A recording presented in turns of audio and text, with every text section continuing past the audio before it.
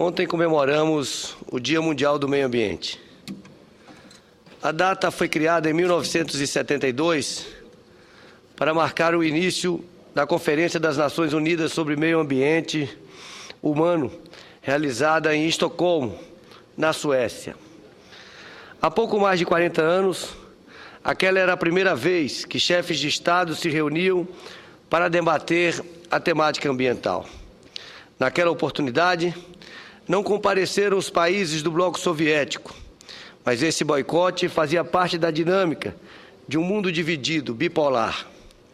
Mesmo assim, a Conferência de Estocolmo produziu resultados importantes que perduram até hoje. Criou-se o Programa das Nações Unidas sobre Meio Ambiente, o PNUMA. Adotou-se uma declaração de princípios e, o mais importante, a temática ambiental foi definitivamente inserida na agenda internacional. De lá para cá, outras 3 conferências mundiais foram realizadas. Em 1992, após a queda do Muro de Berlim e o fim da Guerra Fria, cerca de 180 chefes de Estado e de governo se reuniram no Rio de Janeiro para afirmar sua crença no multilateralismo como o modo mais legítimo e eficaz de buscar soluções para os grandes problemas ambientais globais. Aquela cúpula teve resultados impressionantes. Foram assinadas uma declaração de princípios e uma declaração sobre florestas. A Agenda 21 se consagrou como um documento base para a conquista do desenvolvimento sustentável ao longo das décadas seguintes. E 2 convenções internacionais foram adotadas, uma sobre diversidade biológica e outra sobre mudança do clima. Em 2002, os chefes de Estado novamente se encontraram, dessa vez em Joanesburgo, na África do Sul, para estabelecer um plano de implementação das decisões tomadas no Rio e em Estocolmo. Há anos, já estavam identificados com clareza os principais problemas a serem enfrentados pela humanidade. Porém, também já estava claro que pouco havia sido feito para, de fato, enfrentá-los. Há pouco menos de um ano, estavam mais uma vez reunidos no Rio de Janeiro para debater questões ligadas ao desenvolvimento sustentável.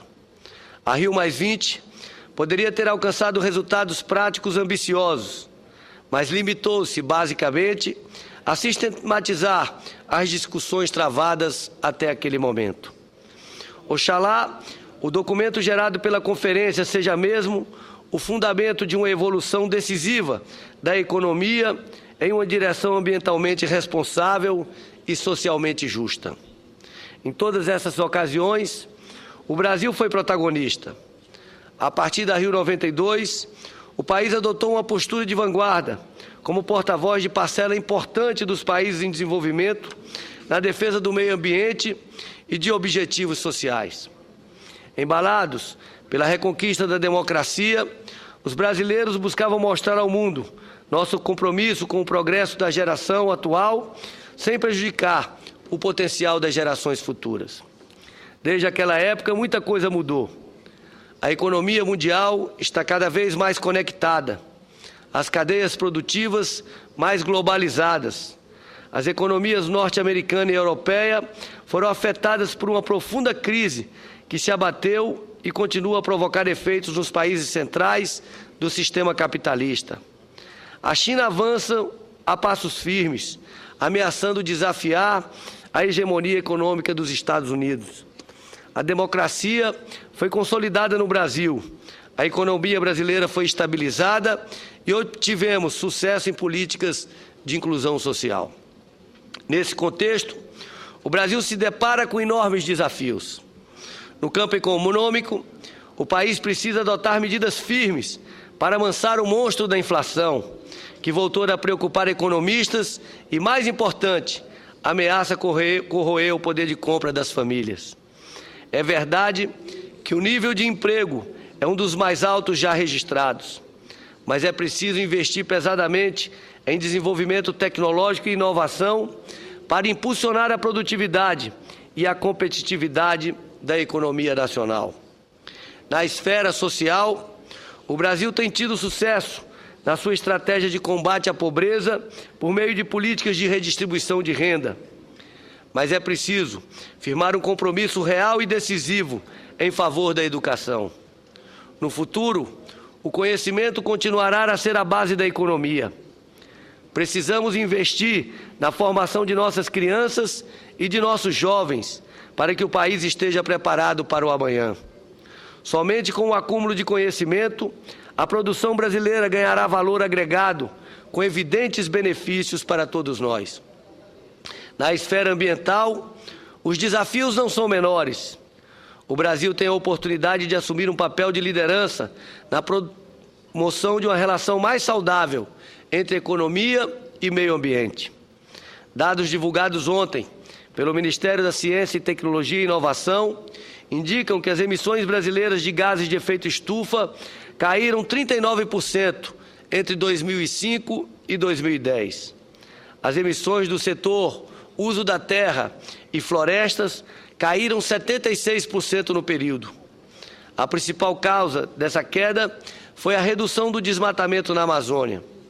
Esses valores correspondem a 65% do compromisso voluntário assumido pelo Brasil perante a comunidade internacional no âmbito do regime internacional de mudança do clima. Sem dúvida, esse é um resultado a comemorar. Porém, todos os demais setores apresentaram aumento das emissões de gases de efeito estufa. Energia, que inclui transportes, mais 21,4%. Indústria, mais 5,3%. Agropecuária, mais 5,2%. E tratamento de resíduos, mais 16,4%. Se, por um lado, era previsível que as emissões brasileiras aumentassem para fazer frente às necessidades de desenvolvimento, por outro, esses dados não deixam de ser preocupantes. Entretanto, eles apontam linhas de ação fundamentais para que o país busque caminhos mais sustentáveis para o desenvolvimento. No setor energia, várias são as oportunidades. Precisamos garantir a manutenção do percentual de fontes renováveis na matriz energética. É fundamental reverter a tendência recente de construção e acionamento de usinas termoelétricas, estimulando o emprego de fontes mais limpas, como a hidrelétrica, a eólica, a solar fotovoltaica e a baseada no uso da biomassa. Além disso, é imprescindível discutir de forma séria e desapaixonada a geração termonuclear de energia, para que a sociedade brasileira possa decidir de maneira informada sobre a conveniência ou não de novos investimentos nessa área. Além disso, mostra-se urgente ampliar os esforços de melhoria da eficiência energética em todos os setores da economia brasileira. Outro objetivo fundamental da política energética deve ser o estímulo à produção e ao consumo de biocombustíveis. É preciso retomar os investimentos nessa fonte de energia, que foram bastante prejudicados a partir da descoberta do pré-sal. O petróleo continuará sendo, nos próximos anos, uma importante fonte de energia, mas o Brasil deve se preparar para o emprego massivo de combustíveis limpos. É verdade que a grande maioria dos automóveis novos comercializados no Brasil adota a tecnologia flex, mas é necessário criar as condições para que os proprietários utilizem efetivamente o etanol em seus veículos. Na indústria, as maiores emissões de gases de efeito estufa estão no setor de produção de ferro gusa e aço. Contudo, a produção brasileira é fortemente influenciada pelas oscilações de demanda no mercado internacional. Tanto é assim que as emissões do setor foram reduzidas em 2009, devido à crise econômica mundial, e voltaram a crescer em 2010. O país precisa direcionar esforços para aumentar ainda mais o valor agregado desse produto, de modo a minimizar o nível de emissões por unidade monetária gerada no setor. Também nesse campo, são fundamentais os investimentos em desenvolvimento tecnológico e inovação. Na agropecuária, também são diversas as oportunidades que surgem a partir do firme compromisso com a sustentabilidade ambiental. Há alguns dias, o novo Código Florestal Brasileiro completou 1 ano de vigência. Contudo, para que ele tenha efetividade, é preciso agilizar a efetiva implantação do Cadastro Ambiental Rural e dos programas de regularização ambiental. Esses dois instrumentos têm potencial para facilitar a recuperação de parcela significativa do passivo ambiental e prevenir mais degradação florestal. Além disso, os instrumentos econômicos de incentivo previstos nessa lei são complementos fundamentais no esforço de proteção do meio ambiente. Outro mecanismo de grande potencial para a preservação ambiental é a Política Nacional de Integração Lavoura, Pecuária, Floresta, de minha autoria e recentemente aprovada no Congresso Nacional e que entrou em vigor em 30 de abril de 2012. Os objetivos dessa política são estimular a recuperação de áreas degradadas e a redução do desmatamento, bem como permitir a utilização sustentável do solo durante todo o ano, melhorando as oportunidades de geração de renda para o produtor rural. Inserida no contexto do Plano de Agricultura de Baixa Emissão de Carbono, a nova legislação pode contribuir decisivamente para a redução da participação da agropecuária no perfil de emissões brasileiras de gases de efeito estufa. No tratamento de resíduos, o grande desafio é a efetivação da Política Nacional de Resíduos Sólidos. Além das fortes emissões de metano, o manejo inadequado de resíduos sólidos tem implicações negativas nos campos econômico e social. É urgente a condução de estratégias consistentes de eliminação dos lixões e sua substituição por aterros sanitários controlados, com evidentes vantagens ambientais e sociais. Além disso, a coleta seletiva, a sistemática de logística reversa, a responsabilidade pós-consumo e a reciclagem são instrumentos fundamentais para a recuperação do conteúdo energético dos resíduos, minimizando a pressão sobre recursos naturais novos. Nesse sentido, apoiamos vivamente a realização da 4ª Conferência Nacional de Meio Ambiente, que este ano tratará especificamente dessa questão. Também no campo da proteção da biodiversidade, as oportunidades são significativas. O Ministério da Ciência e Tecnologia lançou recentemente o Sistema de Informações sobre a Biodiversidade, instrumento fundamental para contribuir na elaboração das políticas públicas no nosso país, preservando a nossa biodiversidade e utilizando-a como um grande ativo econômico.